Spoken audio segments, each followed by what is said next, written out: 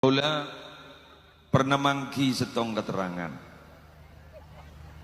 min sa'adatil mar'i ayyatula alaihi umruhu wa yarzuqahu Allahu al-inabah. Termasuk tanda orang nikah sukses bunga seneng nikah tandain kalaban pertama lanjeng umur. Bentar lanjeng umur. Dua, rezekien bisa atobat ke Allah. Jadi bila kau leban ajunan gak dinto para rabu montro teti orang saya senang.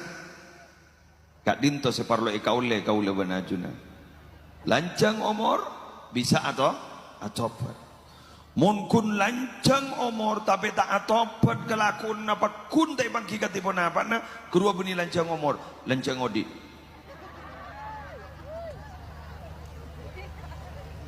kun abid odi itunya yang tak guna itunya. Tetapi abaan enggak ditobara rabu berarti keluar dari habitat seorang hamba Allah. Nyokoren nikmat gak dinto syukrul mawjud saydul mafqud. Syukrul mawjud saydul mafqud. Nyokorin nikmat sebeda kak dinto bakal mendateng ajaring nikmat-nikmat setada. Tetimun sebeda isyokoren setada ijaring. Kalau benar artian setada ijaring gak dinto ibadatin.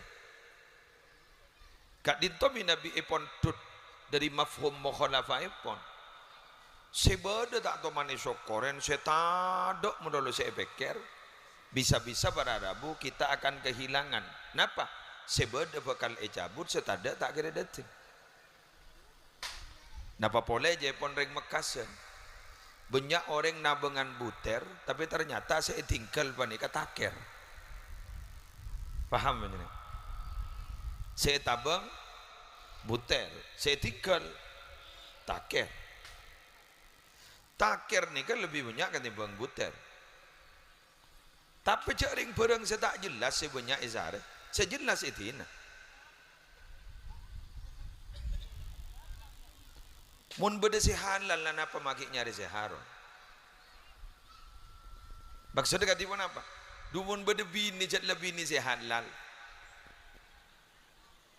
Nekuk bayi warara bukan nekuk bini bayi tanang panika cepon ning banyak-banyak keterangan ning kutubut turos kak dito para rabu saya nyamatu saya Toronto dari tanang nika beni dan badan panika karena dari saking Allah ngarkeun kepada ibadah pernikahan du caring bade si halal mak polor nyari si haram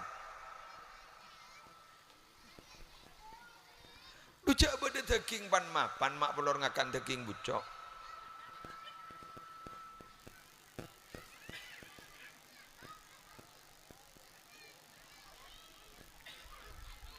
Pasoreng bang ucap, jejak lain ge. Mun lain saborana kedua kebayan pabrik lain. Ada nika ada Suzuki, ada Honda.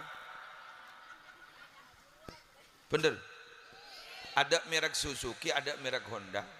Kenika kun oleh nafsu ciptaan Allah ni lekun bakun yang laki ni lekun bakun jadi kenika mon kenika mon yang bini kenika mon faham jelas tore pun tut si halal mungkin cek anak sona zambian saboran cek anak sona zambian ya tore kengkun kalaban jalan halal kan ibri pelian benar doh. Napa penin?